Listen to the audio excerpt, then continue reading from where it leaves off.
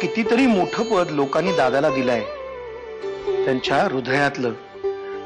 फार कमी लोकांना असा लोकाश्रय लाभतो.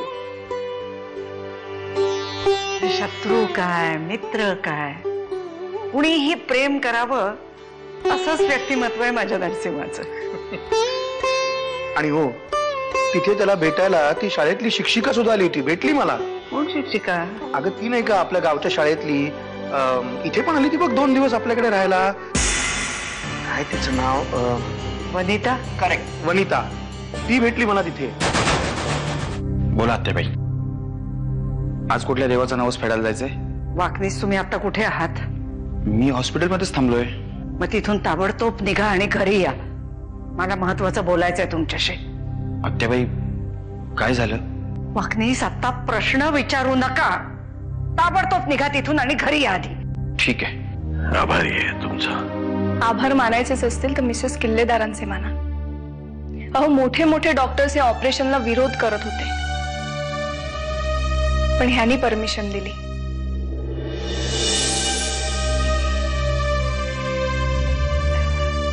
देवाचा प्रसाद.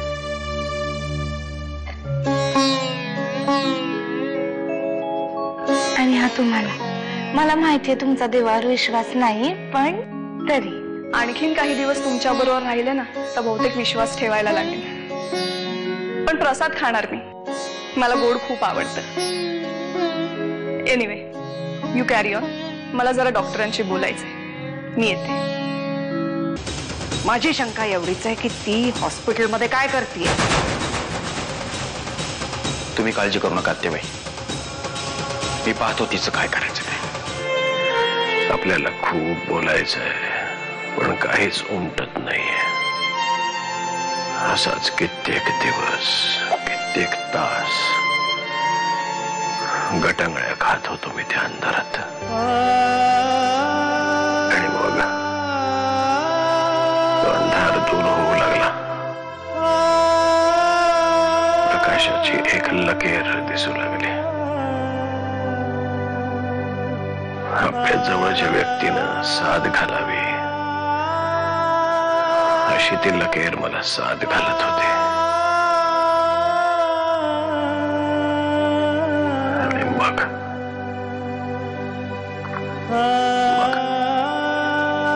मी तो काळा गडद अंधार तुडवत,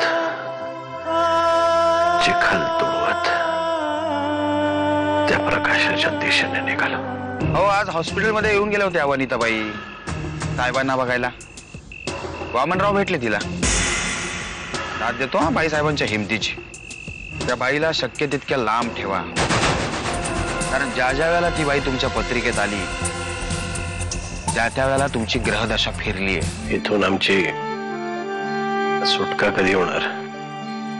मिसेस किल्लेदारांनी जर ठरवलं ना तर त्या आत्ता तुम्हाला घेऊन जातील इथनं. काय मिसेस किल्लेदार? तुम्ही फक्त हिरवा दिवा दाखवा हो.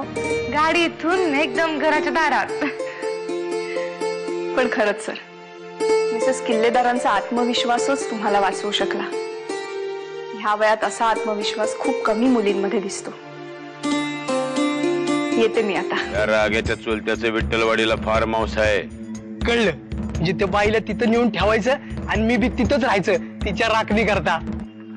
का राखणीला त्या बाईलाही आवडते वाटत. आता तुमच्यापासून काय लपवायचं? अरे नरसाळ्या, आता बोलला तिला खलास करू, तिची हाड शोधत फिरत, आणि आता बोलतो ती आवडते. नाही, ते तुमच्या समाधाना करता, पण माझा लय जीव अडकलाय त्या बाईत. माझं एवढं काम कर, बाई संकट लगीन लावून देईन तुझं. असं झालं ना तर 7 जन्म तुमची सेवा करल. आणि हेच तुझा 7वा जन्म असेल तर तू म्हणलं धुवायचं, तिला तिकडे घेऊन जायचं, तिच्या बरोबर तिथंच राहायचं. मी सांगेस तोवर मुंबईत दिसायचं सुद्धा नाही. चल निघ निघ.